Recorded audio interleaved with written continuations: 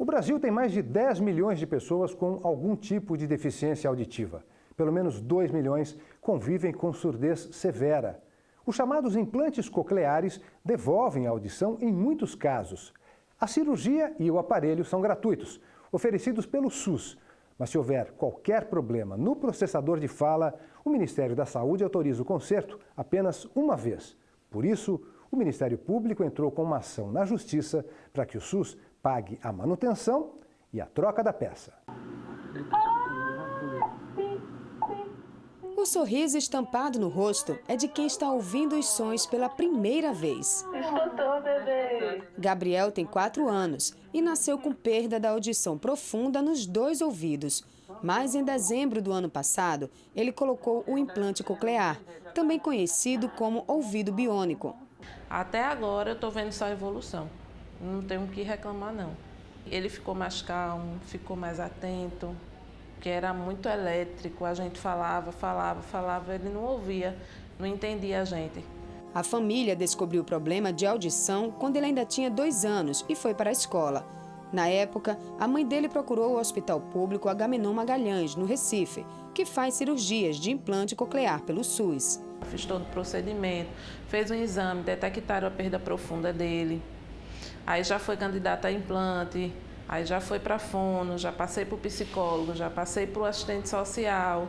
Ele conseguiu ser implantado aqui e até hoje ele vem sendo acompanhado. A cirurgia permite que o paciente ouça e compreenda sons que não são possíveis de identificar pelos aparelhos auditivos tradicionais. No implante coclear, um receptor é instalado na cabeça, abaixo do couro cabeludo, e possui um feixe de eletrodos que é colocado dentro da cóclea, que é o nosso ouvido interno. A parte externa, que é o processador de fala, é conectada ao receptor por um ímã. E juntos, eles possibilitam que o som seja compreendido. É como se ele decodificasse o som e fizesse o estímulo adequado para que o nervo auditivo compreenda e interprete, no caso, no sistema nervoso central, o som, que a gente escuta realmente com o cérebro. Gabriel descobre a cada dia novos sons para se comunicar, mas a evolução da fala está ligada diretamente ao uso do implante coclear. Uma falha no aparelho pode prejudicar a percepção dos estímulos e, consequentemente, o desenvolvimento da criança. Ele vai como se tivesse estacionar naquele local e aí precisa do aparelho para retomar. Claro, com uma família boa, com ele, a gente muitas vezes quando está quebrado continua insistindo para eles virem para a terapia, assim mesmo, a gente tenta dar um suporte, mas é difícil realmente sem o acesso auditivo. Em Pernambuco, apenas 2 hospitais fazem o implante do aparelho pelo SUS, o IMIP e o Hospital Agamenon Magalhães. A manutenção das peças também é paga pelo SUS.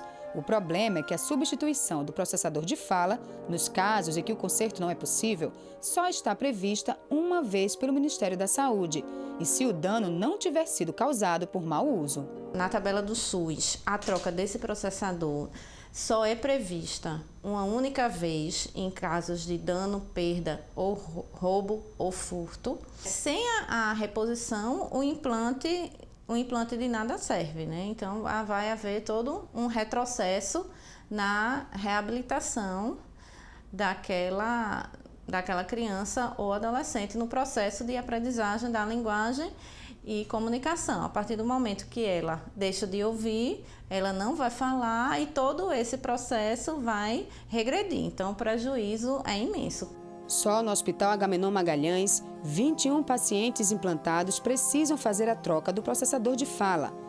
Com tantos casos, o Ministério Público entrou com uma ação civil na Justiça Federal. Em primeira instância, o Ministério da Saúde foi condenado a custear a manutenção e troca dos processadores de fala com defeito. A decisão vale para todo o território nacional e deve priorizar as crianças, que estão em fase de desenvolvimento da fala. Por isso, foi dada uma tutela de urgência, no caso, para determinar a União que incluísse na tabela do SUS um código específico para a substituição ou conserto do processador de fala, atribuísse valor orçamentário a esse código e divulgasse tal informação junto aos centros de atendimento específico, que aqui em Pernambuco são 2, o IMIP e o Hospital Agamenon Magalhães. O custo para a troca de cada processador de fala fica entre R$ 6 e R$ 8 mil. A União vai recorrer da decisão. E nesse agravo, a União vai pedir, em primeiro lugar, que o Estado de Pernambuco seja incluído no polo passivo da demanda. Em segundo lugar, que a decisão se restrinja ao Estado de Pernambuco, porque só foi relatado problemas de pacientes do Estado de Pernambuco e foram listados esses pacientes, né?